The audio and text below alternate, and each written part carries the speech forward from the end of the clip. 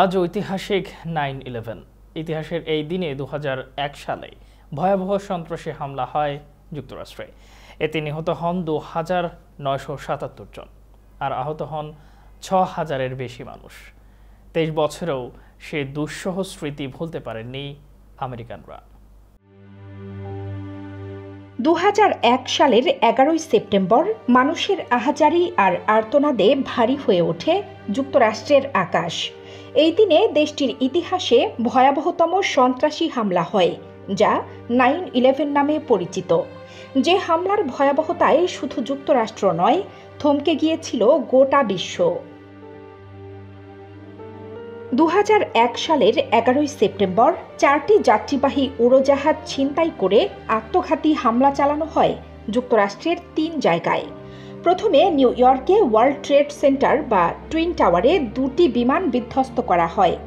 প্রথম বিমানটি আঘাত হানে নর্থ টাওয়ারে আমেরিকার পূর্বাঞ্চলীয় সময় সকাল 8:46 দ্বিতীয় বিমানটি সাউথ টাওয়ারে বিধ্বস্ত করা হয় এর অল্পক্ষণ পর সকাল 9:03।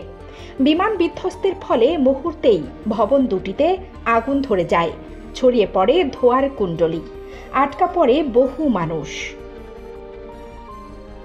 তৃতীয় হামলাটি হয় যুক্তরাষ্ট্রের প্রতিরক্ষা মন্ত্রণালয়ের সদর দপ্তর পেন্টাগনে। তবে চতুর্থ বিমান হামলাটি সফল হয়নি। পেনসিলভেনিয়ায় গিয়ে বিমানটি বিধ্বস্ত হয়।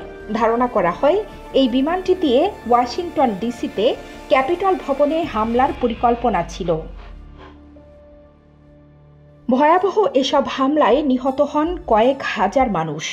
বিবিসির তথ্য অনুযায়ী হামলায় সব মিলিয়ে মারা যান 2977 জন। প্রায় 77টি দেশের মানুষ নিহত হন আর আহত হন 6000-এর বেশি। এদিকে 11 সেপ্টেম্বরের ওই হামলার পর বিশ্বব্যাপী বিমান ভ্রমণের নিরাপত্তা জোরদার করা হয় ওয়াশিংটনে। আমেরিকা কংগ্রেস প্যাট্রিয়ট অ্যাক্ট নামে একটি আইন পাশ করে। এই আইনের আওতায় সরকার যে কোনো ব্যক্তি বা প্রতিষ্ঠানের ওপর নজরদারি চালাতে পারে। বিশ্লেষকদের মতে 9/11-এর ঘটনা পুরো বিশ্বকেই বদলে দেয়।